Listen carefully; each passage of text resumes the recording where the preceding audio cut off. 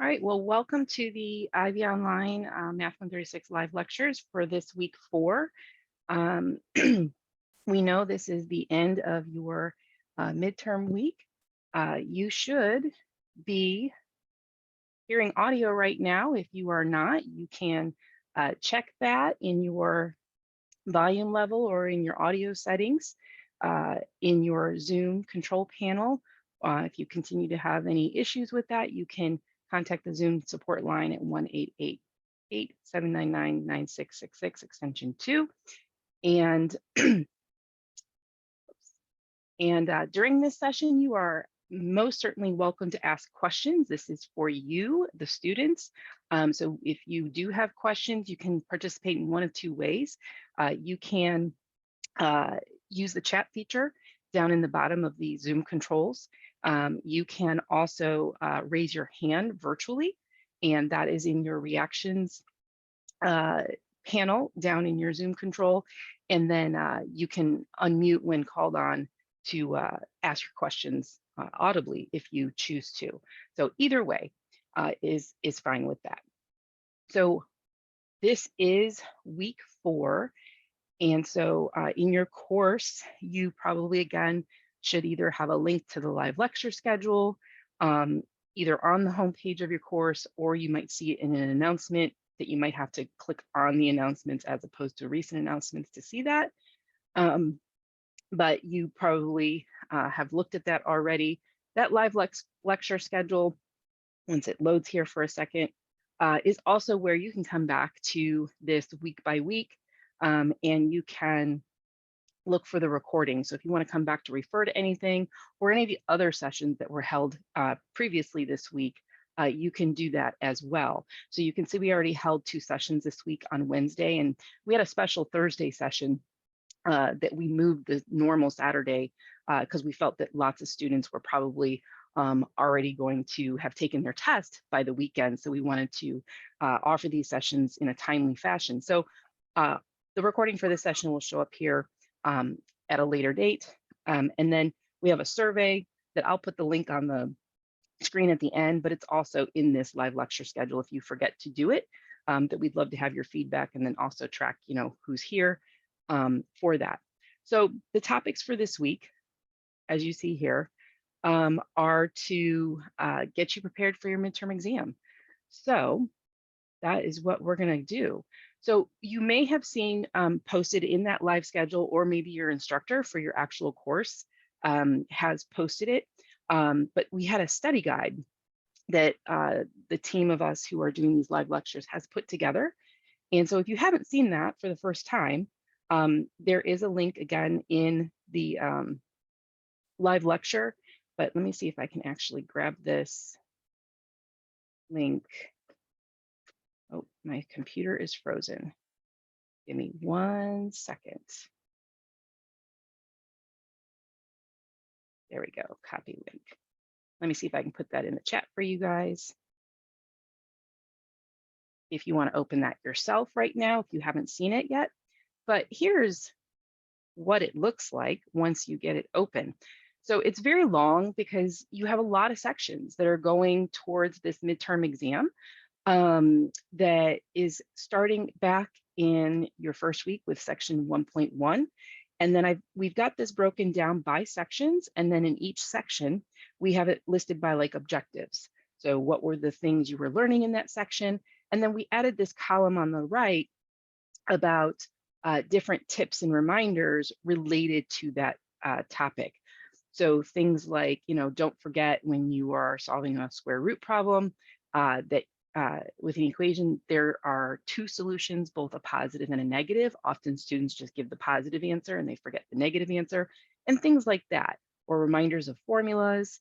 And so we've got that broken down, and we also added a page to your e-text where you can go to refer back to those topics to see more information or problems. So again, it's quite long and extensive, but we tried to, again, break it down to the nuts and bolts of what would be helpful for you going into the midterm. And so there's stuff from chapter 1, and then we jumped into chapter 3, looking at functions and studying a lot about functions in that section. This is kind of like the heavy hitting sections. This is where you were probably in week 3, module 3 of your course, where there were, I think, about 6 or 7 sections of content. So it was very, you know, heavy in content. And so we've got some things listed here with that. And then this goes up through starting into chapter 5, which again was in that module 3, where you started studying polynomial functions and graphing those, as well as rational functions and graphing those. So that's just kind of quick overview of the sections.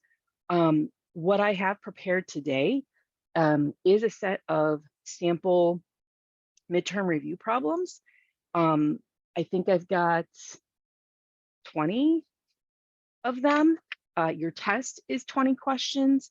This is quite similar, and it's pulling from the topics that I kind of have in that study guide and things that relate to what would be on your exam. So I see I've got 3 students here today already. So I would like to offer it up to you guys first to see if there's anything specific and maybe I'll put the study guide back up here.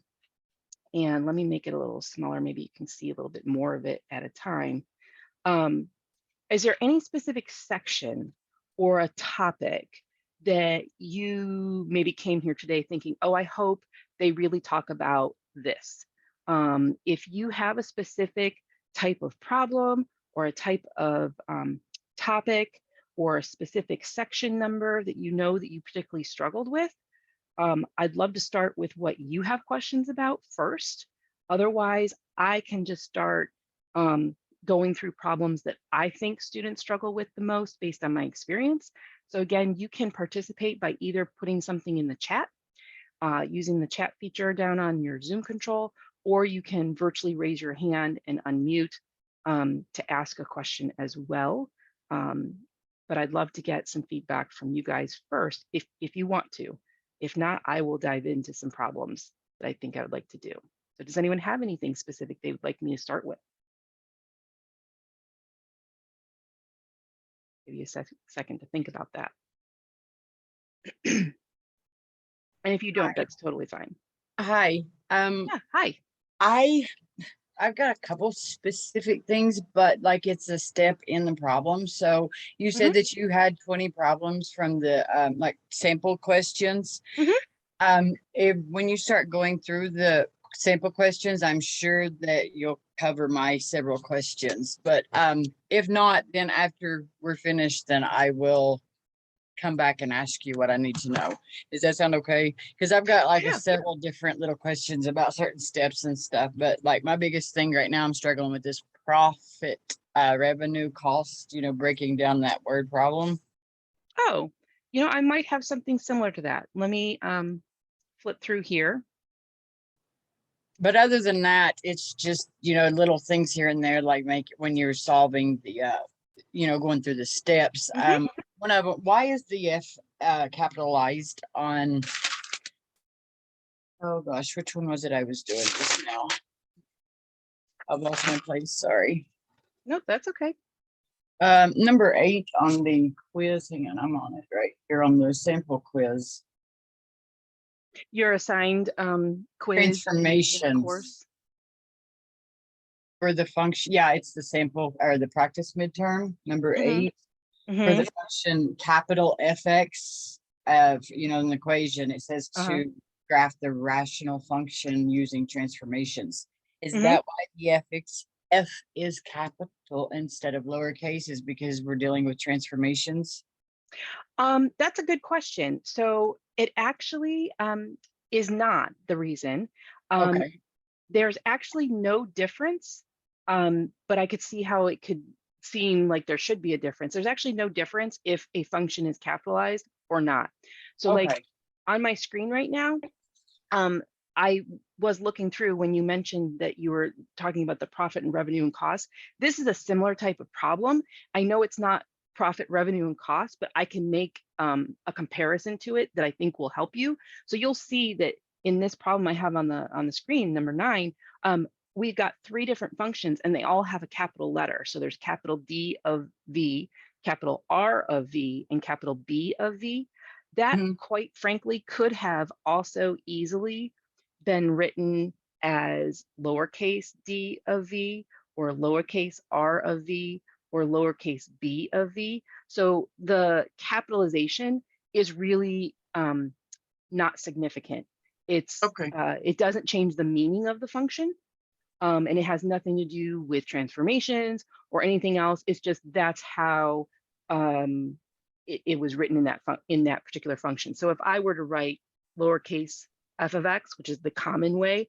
versus capital F of x, there's really no distinction between that. But sometimes when we are doing a function that represents, a specific name of something, so like this is a reaction distance, so they're going to use a capital R just to make it stand out, Right. basically. But yeah, there's actually no reason for that. So if that was a confusing thing, like, oh, what does the capital F mean? It actually doesn't mean anything. It's just the way that they chose to name it. Okay, Does that's that one help? of little things, but yeah, that does help. But as for the revenue of profit or the profit cost, Hmm. if you do come across one to where like on number 7 in the practice Hmm. exam, Hmm. I could probably use a little refresher on that. I don't know where I'm getting tripped up. I know I've got to Okay. combine all those like terms. I'm probably missing like a negative or a positive or and somewhere. and that's what I think is probably true. So let me actually go through this number 9 and then make a comparison to like what if this was profit, revenue, and cost. And I think I can probably end up answering what would help you. All right, But if thank you. not, certainly feel free to ask again. Okay. Um, yeah. So let me go through this number 9. This is basically when you do one of those profit, revenue, and cost problems. Um, it's the skill that you're being asked to do, and check that you know how to do, is basically combining different functions, right? So like profit is a function, revenue is a function, cost is a function. So let me scoot this over on the screen to right off to the side. So if we were doing profit, cost, and revenue, then you probably have a profit function, like either P of X or whatever the input variable is. Cost would be capital C of X, and revenue is probably capital R of X. And so in the relationship of how those things work together is that, in order for a company to make a profit, they have a certain cost that is associated with the product that they're selling, um, that they have to spend. And then when they sell whatever item they are selling, they bring in revenue from the customer paying for it. So cost is an expense they have to pay, and revenue is income coming into them. So then if you take your profit, that is, your revenue of what comes in from the customer minus the cost that you had to pay out to produce these, items for your company.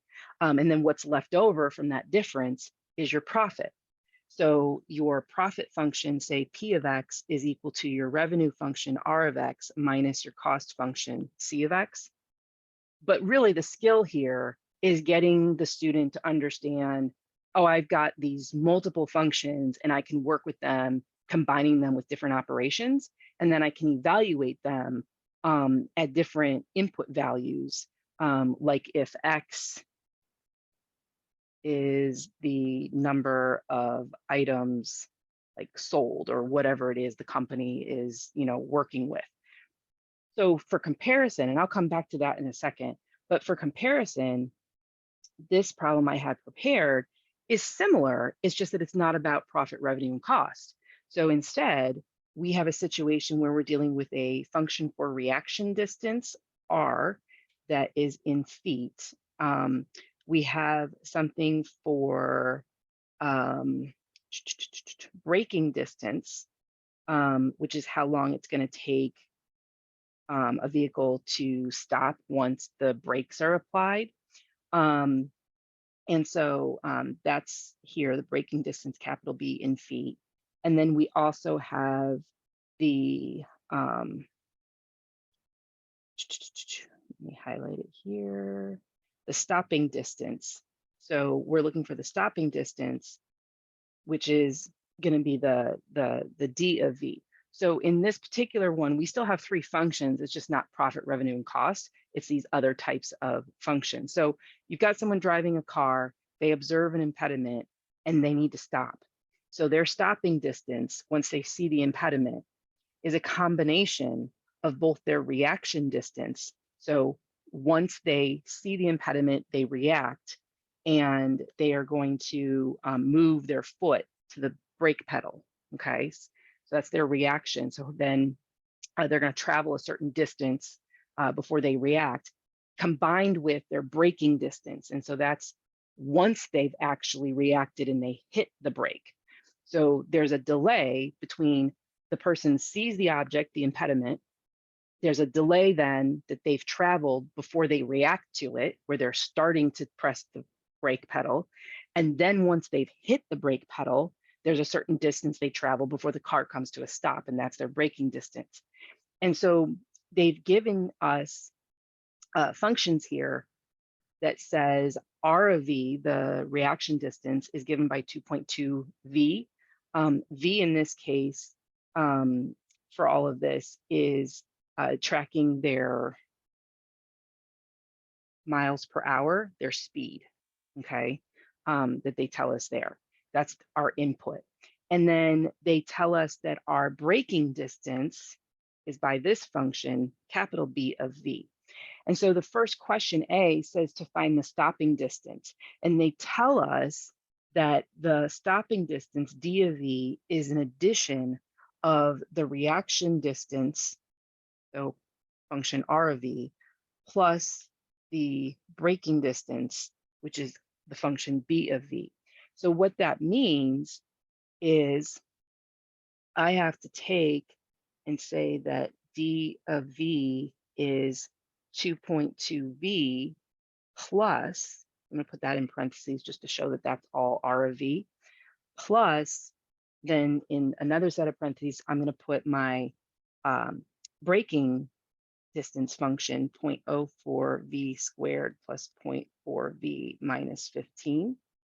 And then I need to combine those. So it does say down here not to factor, but it doesn't say don't combine. So now I have to actually combine. So the way I'm combining is I'm looking at the first function, comparing it with the second function, and I'm looking at the operation that I have, which is addition. So I'm looking to see, well, is there anything I can put together?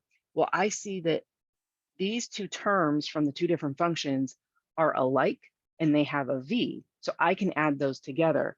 So if I add those together, then the 2.2 goes with the 0.4, and that allows me to get one combined function for that, that I can put in descending order of terms. So the V squared term is going to go first. So in this answer blank here, I would have D of V equals 0.04 V squared, and then I would combine my V terms to be plus 2.6 V, and then I'd still have minus 15, okay? And that's my stopping distance function. Now, for comparison's sake, if this was profit, revenue, and cost, okay? So let's hypothetically say, and I'm gonna make it up, that the revenue was this 2.2, we'll call it X, and the cost was this 0.04, I'll do X squared plus 0.4X and then minus 15. So I'm just grabbing this function, but now let's say it did represent revenue and cost. When you go to combine, I bet this is probably where maybe there's a mistake, because this is a place that lots of students make a mistake. I put this second function in parentheses because we are subtracting, and we are subtracting every single term.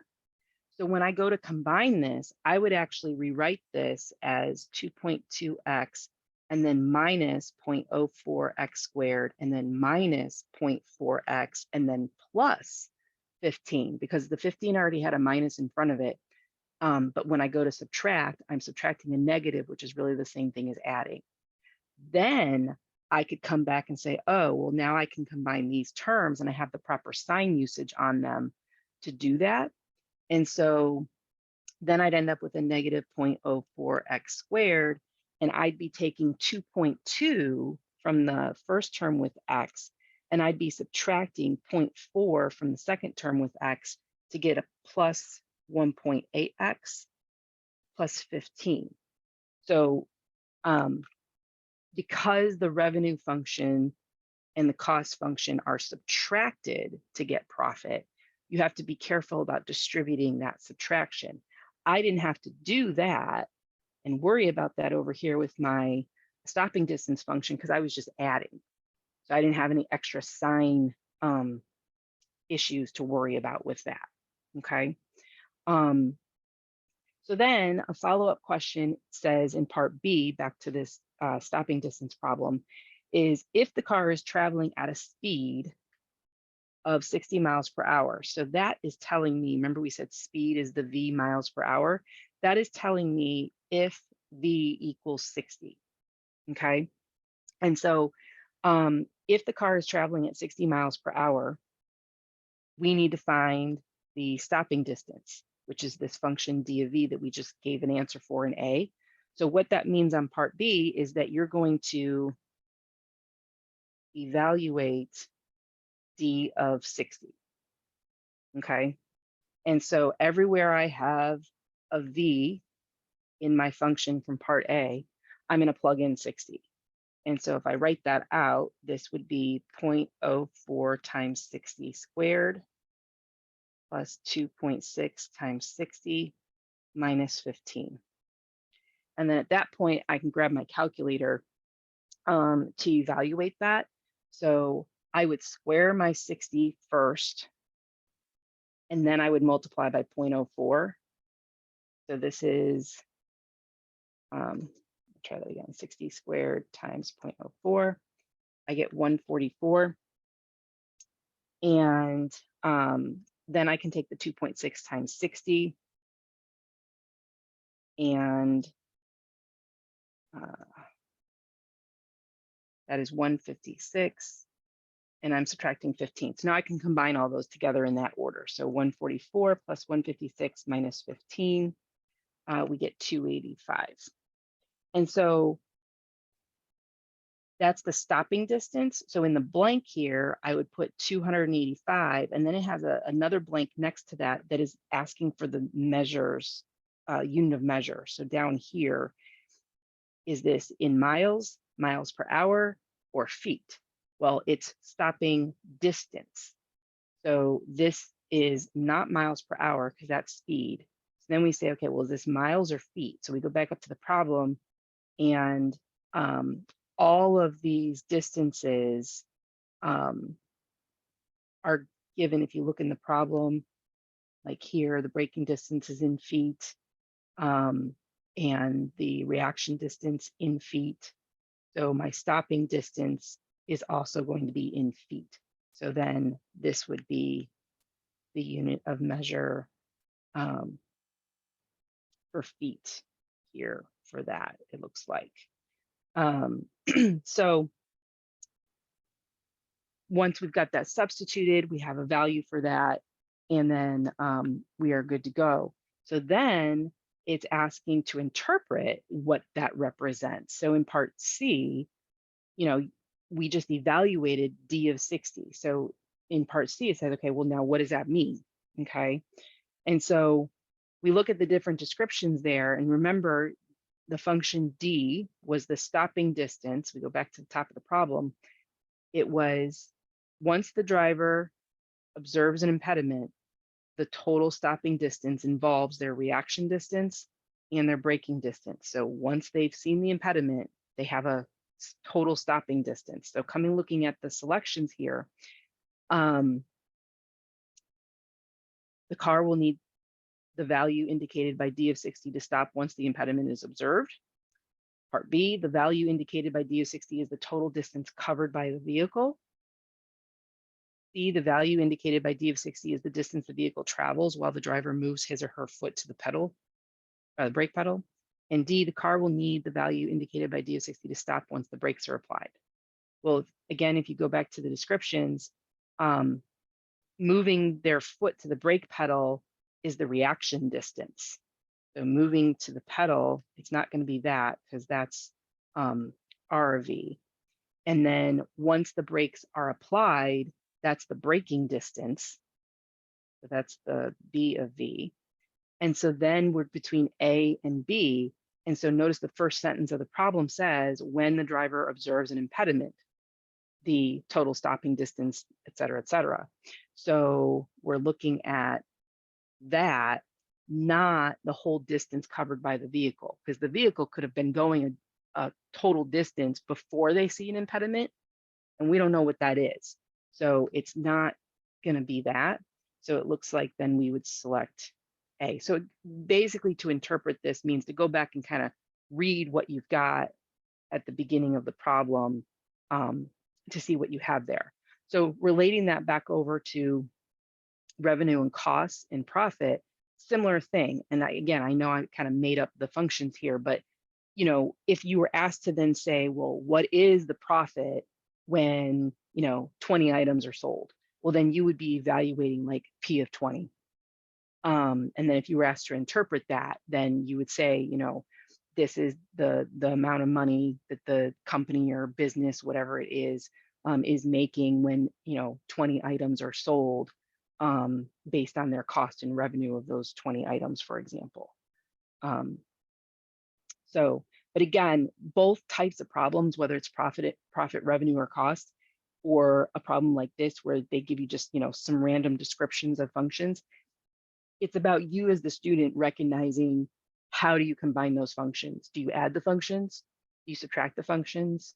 Do you maybe multiply the functions? And then how do you combine like terms? And again, with addition, there's not too much concern.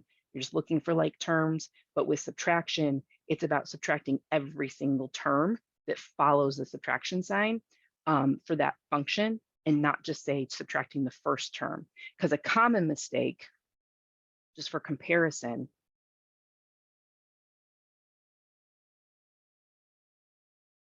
the common mistake would have been R of X minus C of X is, say, the profit function P of X. And somebody would have done 2.2x minus 0.04x squared plus 0.4x minus 15. So notice what is different. I don't have parentheses. So right here, there's a problem, because this, the way it's written, is only subtracting this first term, but not subtracting those terms. So we don't want to do that, okay? We're missing the subtraction of all terms in C of X. And so we want to do something like this up here, where we've put these parentheses and we're going to distribute that subtraction through. So I don't know, does that sort of help with the profit, revenue, cost type problem you were asking about, Tish? Yes, it did help. I didn't get it right because of the factoring it out. I'm just, after we get finished, Okay. if you don't mind, I want you to look at this number 8. I mean, not right this second, but just Yeah. see how they came up with that, because I have tried to plug it in every way I can think and to recheck it. And I'm just not seeing how they're coming up with the middle terms. Okay. I mean, I get it. I understand the process. I know how to do it. I'm just not understanding the factoring, how they're coming up with their solutions in the factoring part. Okay. Yeah, we can take a look at that individually with you at the end. Not a problem. Does anybody have anything else? I know one of the other attendees said, nothing specific. Again, if nobody has something very specific, I will kind of touch on some things that I think, again, are kind of trouble areas for students typically in the past when I've taught this. And we'll go from there. So I think I'm gonna. I got a question. Yeah. Sure. Is rational functions in the exam? Yes, rational functions were one of the last topics you should have done in week 3. So rational functions were in section 5.3, and they were in section 5.4. and that should have been at the end of your module 3. And so yes, they are included on your midterm. Would you like to see some problems with that? Yeah, I want to see one. Okay, yeah, we can do that. So these are some things that I had from the previous week, just to remind everybody. Rational functions look like quotients, and those are the functions where that when you graph them, they can have different combinations of horizontal and vertical asymptotes.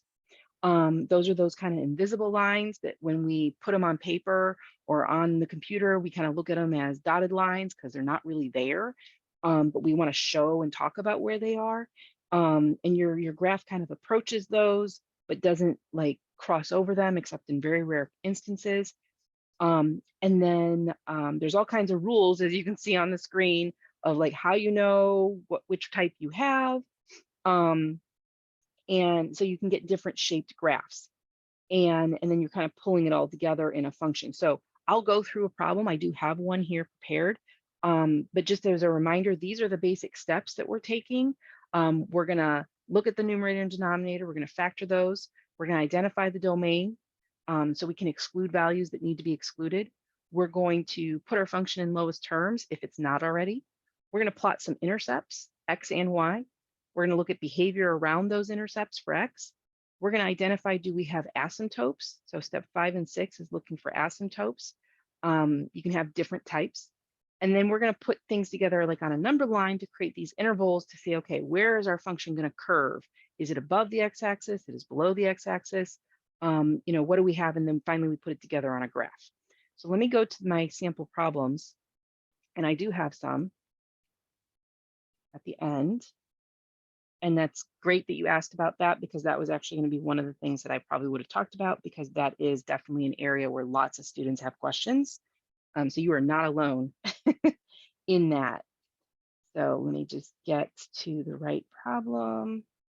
All right, so I think I have a couple of them. So let me take a look.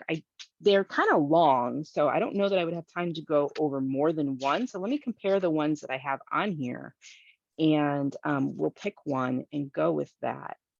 So I think I'm going to pick,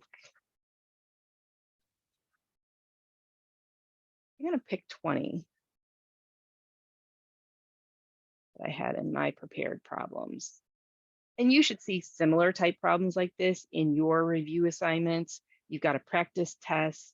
Here's number 20. You've got a practice test. You've got a prep quiz. And then you had your prep homework, your review homework. And there should be some sample problems, you know, similar to this. And they're all going to be similar in the steps that you take, but the results of each one might be a little different in how we pull it together for that. So in this number 20, we are given the function r of x, and this goes back to the question at the beginning, like, is there any reason why this is capital R of x? Well, typically when we talk about a rational function, we will call it capital R of x, but if they had been written as lowercase r of x, that's okay too. And even if it was just called f of x, that's okay as well. So there's not a huge difference as to whether something's capitalized or not, but there are certain functions that we just kind of go with a standard, and in this case, capital R of x typically is what we use for a generic rational function for that. So there's my function. So I'm going to just highlight this so I can see it easily on the page for myself when I'm scrolling.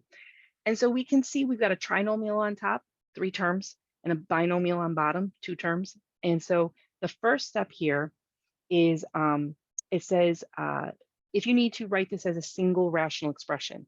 This is already a single rational expression. If it weren't, like say you get a slightly different problem than this, like on your review or practice or the actual test, if it weren't a single rational expression, it would be something like if I had like a -20 at the end, well, then I would want to come in here and I would want to take and multiply this by this denominator to get a common denominator, so that then I can combine this.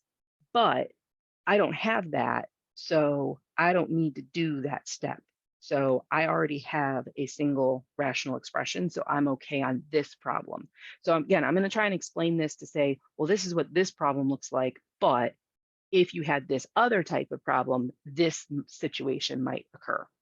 So then it says to factor the numerator and denominator. And so it says down here to type your answer in factored form, do not simplify.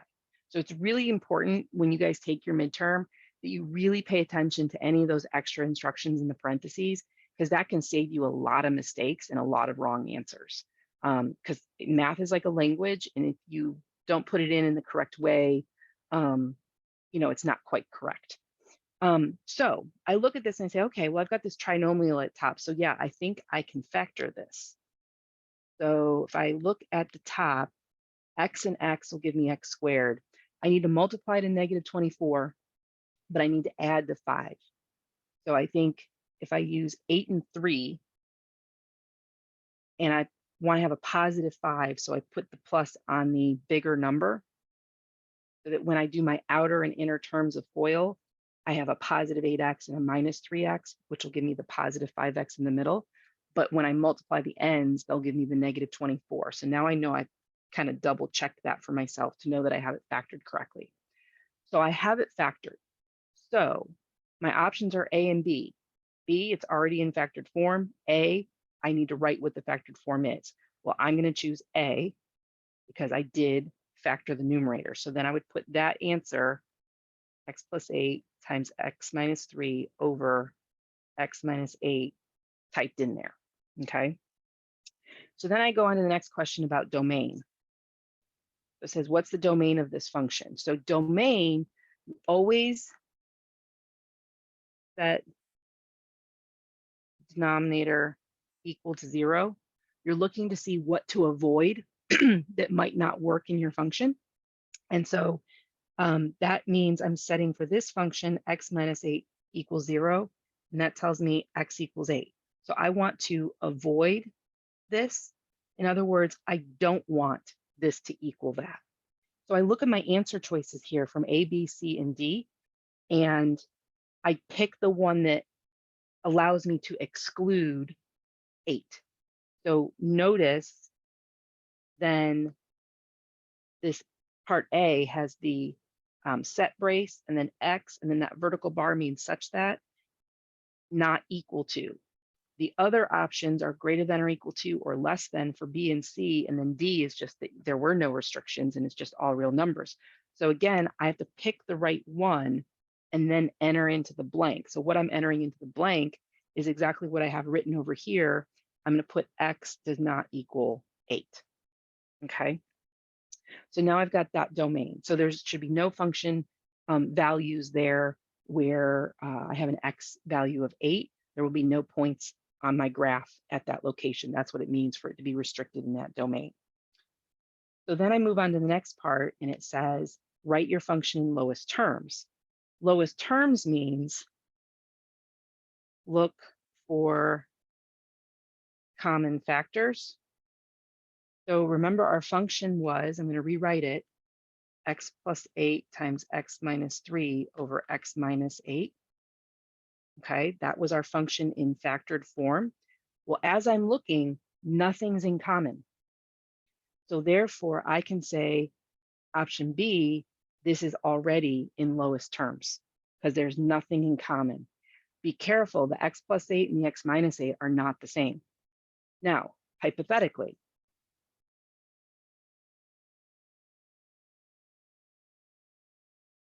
they could have been. So again, this is not this exact problem, but I'm going to show you like what if the problem was slightly different.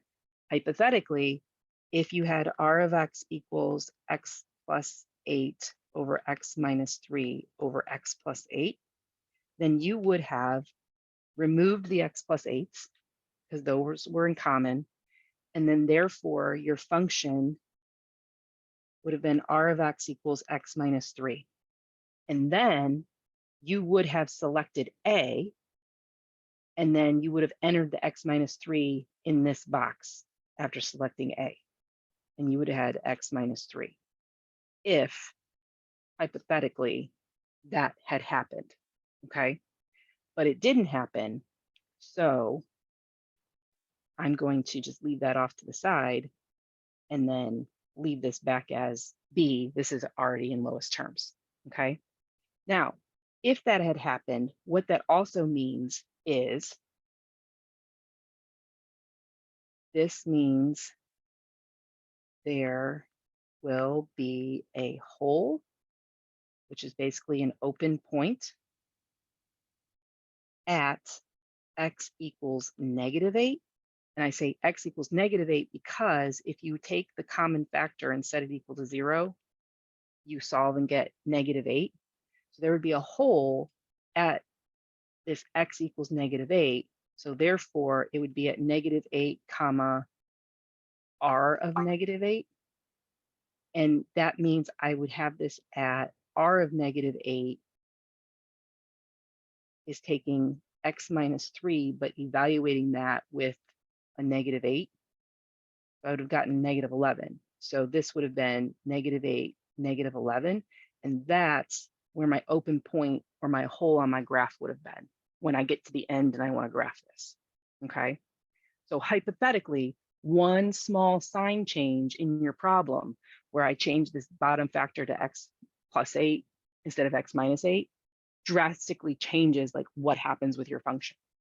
Okay. But this one doesn't have a common factor, and so it's not going to have a hole. And so I answered that here for lowest terms. It's already in lowest terms, so I can move on to the next part.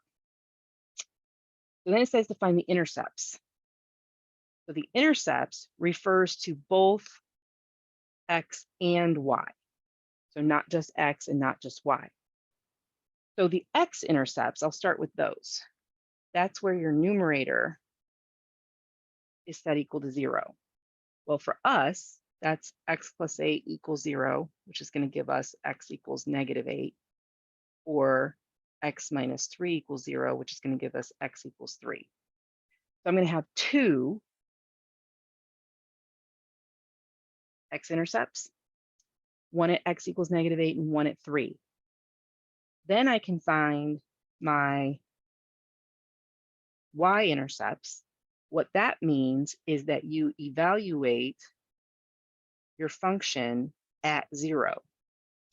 And so that means r of 0, using this lowest terms that I have here, is going to be 0 plus 8 times 0 minus 3 over 0 minus 8. That means up top, I'm going to have 8 times -3, which is -24. On bottom, -8. And I get +3. So my y value is y equals +3 for my intercept here. Okay. And so looking at that, I want to make sure I didn't make any sign errors. We had x plus 8, x minus 3, and x minus 8 on bottom. So -24 divided by -8, +3. Okay. So I look to see, I have one y-intercept and two x-intercepts. So I look at my answer choices, A, B, C, and D. Well, it's not D because that says it doesn't have any. So it's not D. C says it has a y-intercept, but no x-intercept. So that's not right because I have two of them. B says the graph has x-intercepts and no y-intercept. Well, that's not right. So it's not B. So it's answer A. And it says the graph has y-intercept blank. Well, we got 3. Okay. And so that is the first answer. And x-intercepts blank. Well, we have two of them, -8 and 3. And it says to use a comma to separate those answers. So I would put in -8, comma 3. Notice what I'm not doing. I'm not putting in the x equals or the y equals. I'm not entering that in these blanks. Okay, so that's another place where students get confused. I'm also not entering them as ordered pairs because the directions down here don't tell me to put it in as an ordered pair. If it did in those extra instructions say to enter your answer, or I would probably say type your answer as an ordered pair, then I would put that in. The y-intercept would have been 0, 3 in parentheses, and the x-intercepts would have been -8, 0 in parentheses, and 3, 0 in parentheses as an ordered pair. So again, the extra instructions there help you know which format to enter it in, because I know it's confusing for students because there's so many different ways to write things. And it changes, right? It changes depending on what section of material you're in too. So if you're like back in a previous chapter and section, they might have you write the X and Y intercepts as ordered pairs because that's what the extra instructions say. But these extra instructions don't say that. They just say type integers or fractions. And so these are integers, and then use a comma if there's more than one. Okay. So that's what we have for those. So then we get to the behavior around the x-intercepts. So remember, we had 2 of the x-intercepts up here, -8 and 3. And so we have to figure out what's it doing. So this is where you determine if something crosses or touches. So to remember the rules for that, you need the multiplicity of the factors from the x-intercepts. So the factors we had were x plus 8 to the first power, and we had x minus 3 to the first power. The reason why I'm emphasizing first power, and I'm actually writing it instead of like having it be invisible like normal, is the multiplicity is that power. So these both have a multiplicity of 1. So this has a multiplicity of 1, this has a multiplicity of 1. And so therefore, both are odd, abbreviating here, multiplicities. And when you have odd multiplicities, then the graph is going to cross at the x-intercept. Now, for comparison, and remembering our rules, hypothetically, let's say I had x plus 8 squared, and I had x minus 3 to the first. Well, now I have a multiplicity of 2 versus 1. So this is still the multiplicity, and this is still the multiplicity. However, this top multiplicity is even, the bottom multiplicity is odd. So the odd one would cross, the even one would touch. So hypothetically, if I did have an even multiplicity, that's how I would change my answer on my problem. But these both cross. So then I come back over here to the answer selections, and I got to pick the right one. So it says, A, the graph will cross the x-axis at x equals blank and touch, but not cross. Well, I already determined nothing's going to touch, so I can avoid answer A. Then in B, it says the graph will touch, but not cross. Well, we determined that's not going to happen. C, the graph will cross the x-axis at x equals blank. Type an integer or simplified fraction, use a comma to separate this. And then it's a little jumbled here at the bottom. My print got messed up, but it's D is there is no x-intercept, which is not the case. We do have x-intercepts. So then I would pick C, and it's going to cross, which is what we determined. And then I have to enter the answers in this box. Well, it's crossing at the -8 and the 3 because it said to use commas to separate this. Okay. And so that's what I get for that part. Okay. So then I get to talking about asymptotes. So the next part is determine the vertical asymptotes if they exist, and they might not exist. Okay. So that's why it says if it exists. So I figure out, okay, well, what do I have to do? Well, you get the vertical asymptotes by looking at the denominator that equal to 0 after r of x is in lowest terms. Okay, so remember back up the top, you were first asked to factor it, then you were asked to put it in lowest terms, and ours was in lowest terms, but I said hypothetically, what if there was a common factor and then I could simplify it? I'd be using that simplified term to look at this. So I said, look at the denominator after it's in lowest terms. Well, if in my hypothetical example, there would have been no denominator. So therefore I would have no vertical asymptotes. However, in our real situation, we do have a denominator, it's x minus 8. So I'm going to take that x minus 8 and I'm going to set that equal to 0. and get x equals 8. This is an equation of a vertical line that's going to serve as my vertical asymptote. So I look through my options and I see that I have one of these, and that looks to be like answer A. The function has one vertical asymptote. Answer B is 2 vertical asymptotes, which I don't have. C is 3, I don't have that. And D is no vertical asymptote. So I have to use answer A. And then right here, this is really big. This is where I see a lot of students, again, lose points and get things wrong. It says type an equation. The equation includes the x equals, as opposed to like if I was just typing an integer, then I would just be typing 8. But I have to type the whole equation. So I would enter in the box the entire equation, x equals 8. Okay. So that's my vertical asymptote. And then we get to the behavior of the graph on either side of the vertical asymptote if it existed. So this equation, x equals 8, came from this factor, x minus 8. Okay. And so looking at that, then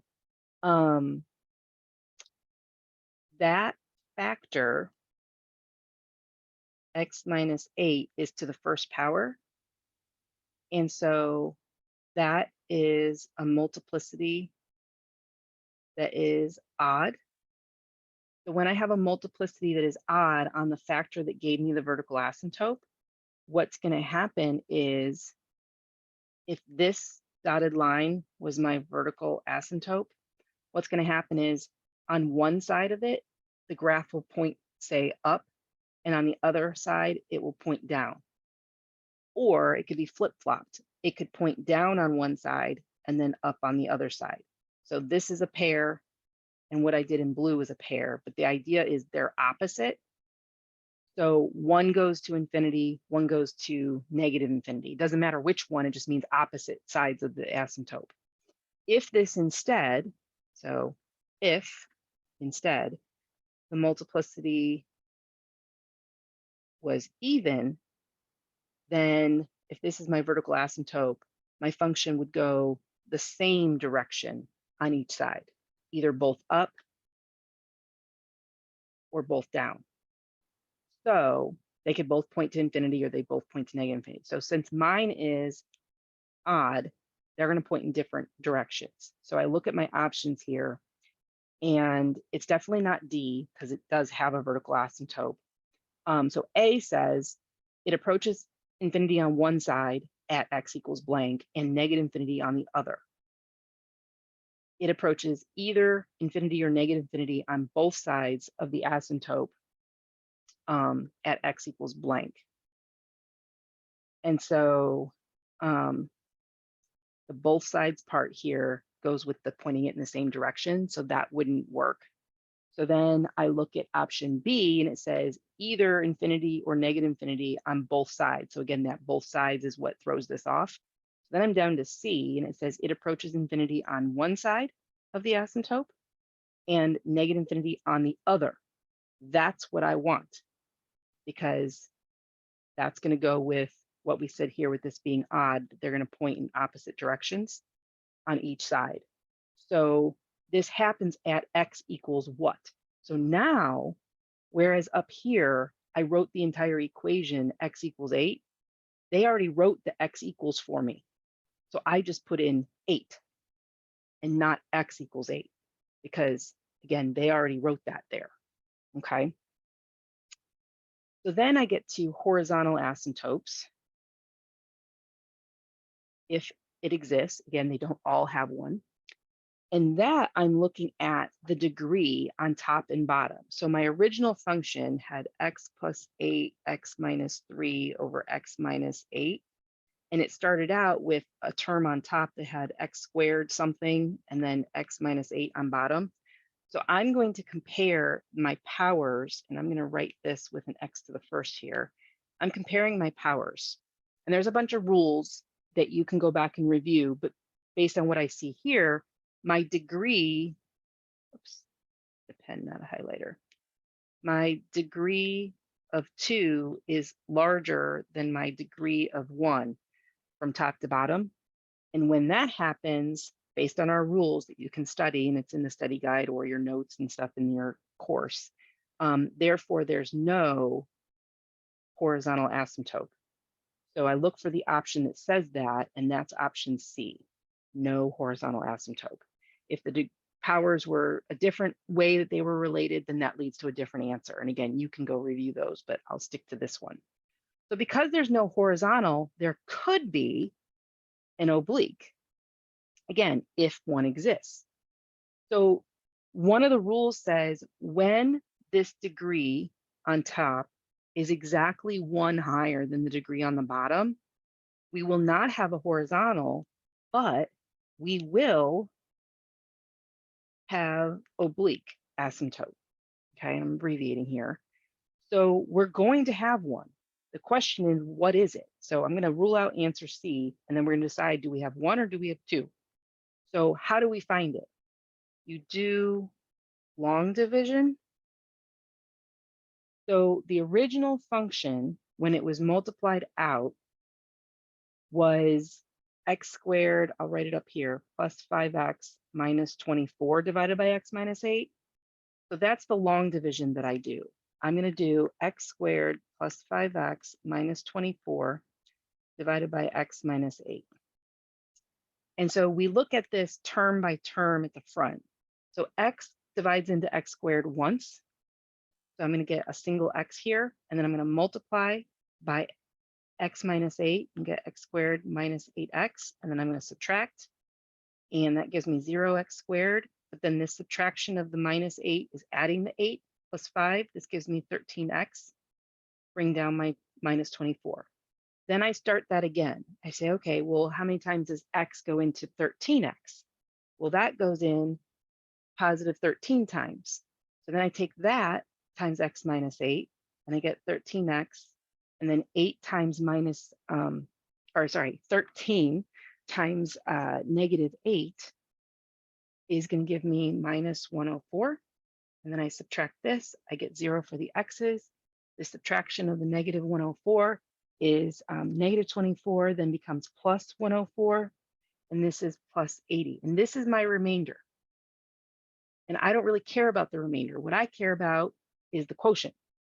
So what this tells me is that this is an oblique asymptote at y equals x plus 13. It's an equation of a line. And so that tells me I have 1 oblique asymptote, not 2. And so I'm going to choose option A, and it says type an equation. So I take the answer and I put y equals in front of it, and that's what goes in this box. So I get y equals x plus 13. So that's a line with a slope of 1 and a y-intercept of 13. And then we get to, is this going to intersect? And so if I want to know if this is going to intersect, then I take that oblique asymptote that we just came up with, which was y equals x plus 13, and I set my function r of x equal to the equation for the oblique asymptote, which is x plus 13. And so my original equation was, I'm going to use this in non-factored form. And since it was already in simplified terms, I can use it this way. So if I set that equal, the first thing I'd want to do is try and get rid of this denominator by multiplying on each side by x minus 8. So this goes away. So I'm looking at x squared plus 5x minus 24 equaling. Now, if I multiply this out by using FOIL, I get x squared minus 8 plus 13x is going to give me a 5x, but then it's going to give me minus 104. Well, these terms are going to negate each other. These terms are going to negate each other. So what I'm left with is negative 24 equals negative 104, which means this has no solution because there's no x left. If I had an x left and I could solve for x equals a number, then I would have found that they do intersect. But here there's no solution, so therefore no intersection. So I look at my answer choices and I see answer C says there is no point at which this function intersects the horizontal or oblique asymptote. If I had gotten a solution, I would have picked either answer A, well, probably answer A, and then I would put in the value where they intersect, okay? And I do realize that we are like at the end of this, but I'm gonna keep going to finish this problem. But if you need to leave, feel free, you can leave. But I'm gonna wrap up this problem and then we'll be done with the lecture for the recording part of it. So it now says the last thing is to use your real zeros of the numerator and denominator to divide the x-axis into intervals. And you're going to determine where the graph is above or below the x-axis. And so the zeros of the numerator, remember my numerator was in factored form x plus 8, x minus 3. My denominator was x minus 8. So that means on my number line, this x plus 8 gave me -8 as a real zero. X minus 3 gave me +3 as a real zero. And in the bottom, x minus 8 gave me an 8 as a real zero. So those are the numbers that I put on the number line to split this into 1, 2, 3, 4 intervals in between them.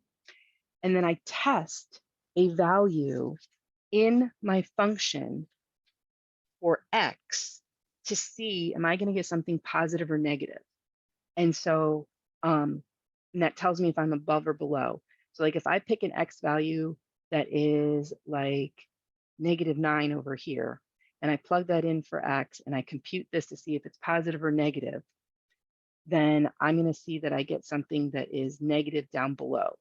If I use something between -8 and 3, like say a 0, and I compute this, I actually get something that is positive in the end as a result. If I pick something like, I'll pick a 4 between 3 and 8, and I evaluate it in my function for x, I get something that's negative, so down below the x-axis. And then I pick something like 9 that's above 8, and I evaluate it, and I get something that's positive. So I know that where the graph is above is where I got positive results, so that's in between here and here. And where I was below is when I got negative results, so that's between here and here. So now I got to figure out what answer is that. So looking at that, answer choices, we aren't just above, we aren't just below, we are above and below. So where we're above is where I have highlighted in pink where it's positive. So it says to type your answers in interval notation and use a comma to separate. Well, I've got 2 intervals. It goes from -8 to 3. So -8, comma 3, comma, because I have to put the next interval, 8 to infinity. And then where I was below were these other 2 intervals.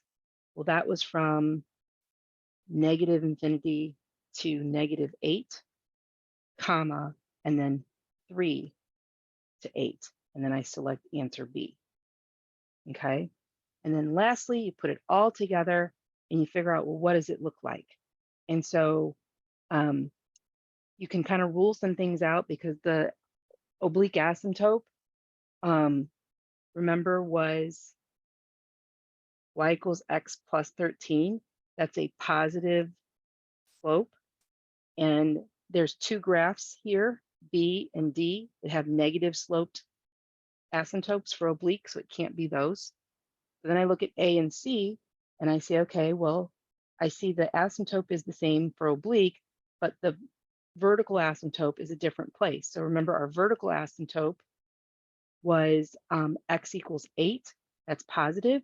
Well, over here, that's x equals 8. Over here, that looks like x equals negative something. So it can't be that. So then that leaves us with option C when you start piecing together all the information with that above. So I know that was quite long, but these are kind of extensive problems, but I hope that was helpful. You can also fill out our survey if you don't mind giving some feedback with this. I'll copy this into the chat if you want to click on it directly. and fill that out. And we would appreciate the feedback that you have. And we look forward to seeing you next time as well. And you can always go back to the live schedule to this live schedule here to come back and review anything that you want to review, look at the recordings, or also get to that student feedback link. So that's what we have for today. Thank you.